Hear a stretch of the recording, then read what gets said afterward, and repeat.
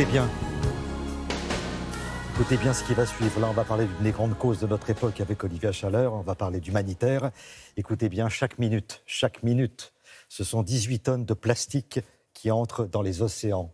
18 tonnes chaque minute. Alors, comment lutter, Olivia, contre cette pollution de nos océans et nos côtes ? C'est une question qui préoccupe. On l'a vu tout à l'heure avec Isabelle Chalençon quand on a parlé de la mode. Ça préoccupe la jeune génération. Ouais. Et j'ai rencontré 4 garçons dans le vent marin, mais surtout dans l'air du temps. Ils ont entre 25 et 30 ans. Et d'ici 2 ans, ils vont réaliser le premier tour du monde à bord d'un bateau qui transforme les déchets plastiques en carburant. Cette expédition, elle sera évidemment écologique, mais aussi humanitaire, car l'idée, et c'est là qu'ils ont été extrêmement visionnaires, c'est de dépolluer tout en luttant contre la pauvreté. Aujourd'hui, on le sait, si ça continue comme ça, en 2050, il y aura plus de plastique que de poissons dans les océans. Il faut trouver des solutions durables et viables pour au moins freiner le processus. Mais comment expliquer à des populations qu'il faut sauver la planète alors que parfois elles ont du mal elles-mêmes à survivre au quotidien ? Nous, c'est facile de nous dire qu'il faut limiter le plastique, le recycler, mais c'est parfois très éloigné des problématiques quotidiennes de beaucoup de gens sur d'autres continents. Alors si on leur expliquait à ces gens comment le plastique peut être source de richesse, comment le transformer, montrer qu'il peut créer des emplois, en leur montrant comment créer des machines, en leur apportant des technologies qu'ils vont pouvoir dupliquer facilement. C'est ça la grande idée de Simon, Bob, Benjamin et Alexandre. Vous allez voir, Simon, j'avais découvert son projet il y a quelques mois, je me suis dit, c'est un mélange entre François Gabard, le navigateur, et Mark Zuckerberg pour le côté visionnaire. Et puis en fait, en le revoyant, je me suis dit non, en fait, Simon, c'est le petit prince des océans. Nous sommes allés le rencontrer à Concarneau avec son équipe le jour où ils ont dévoilé le prototype de leur futur fabuleux bateau.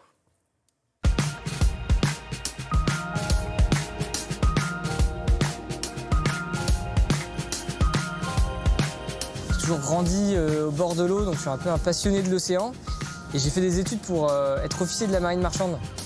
Je me suis rendu compte, alors, chaque fois qu'on faisait escale, on trouvait du plastique partout, en Afrique, en Asie. Là où le plastique se déverse, donc les pays les plus touchés, c'est aussi les pays les plus démunis. Il y a des gens qui cherchent des petits boulots, essayent de survivre un peu. Donc je me suis dit, mais avec tout ce qu'on sait faire avec le plastique, qui est un peu réservé à des industriels aujourd'hui, est-ce qu'on ne pourrait pas essayer de faire vivre des gens, grâce à ça, recréer des petites économies locales ?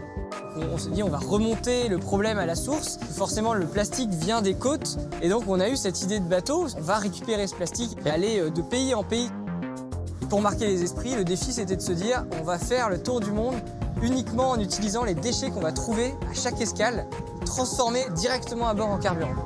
Donc, un peu comme dans Retour vers le futur, on s'est dit, on va faire la DeLorean des mers. Donc, on arrive avec 1 kilo de plastique à recréer jusqu'à 1 litre de diesel et d'essence qui peut directement être utilisé dans un moteur.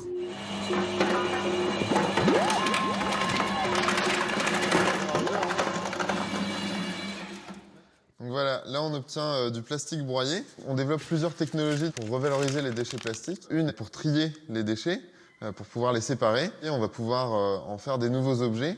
Les broyer et passer par exemple dans des machines comme ça qui permettent de refondre le plastique et d'en faire des nouveaux usages.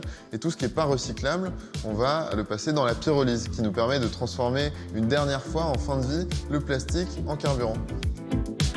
La particularité, c'est de faire de l'open source, donc de ne pas avoir de brevet pour développer ces systèmes les moins chers possibles et les plus accessibles. Le défi derrière, c'est de pouvoir les répliquer un peu partout et faire en sorte qu'ils soient vraiment utilisés. On ne va pas avoir les mêmes besoins en Afrique, en Asie ou en Amérique du Sud. Donc c'est important d'avoir des systèmes qu'on peut adapter, modifier, réparer. Donc ça, c'est la base du projet. Le message qu'on essaye de faire porter, c'est on peut, d'accord, agir contre la pollution, mais en ayant un impact social fort, en faisant vivre des gens grâce au recyclage du plastique. Faire prendre conscience, mettre la petite graine qui va faire que derrière, les gens vont juste avoir envie de faire la même chose. Pas forcément parler du problème, on entend tout le temps parler du problème. Et nous, ce qu'on pense réellement, c'est que si on arrive à montrer un début de solution, on va juste avoir envie de faire la même chose et d'essayer de creuser dans ce sens-là. On s'adresse, je pense, beaucoup aussi aux jeunes générations. C'est ça la force, c'est que c'est les enfants qui vont, ou les adolescents qui vont faire naître un peu cette révolution et ce changement et montrer la voie, on va dire.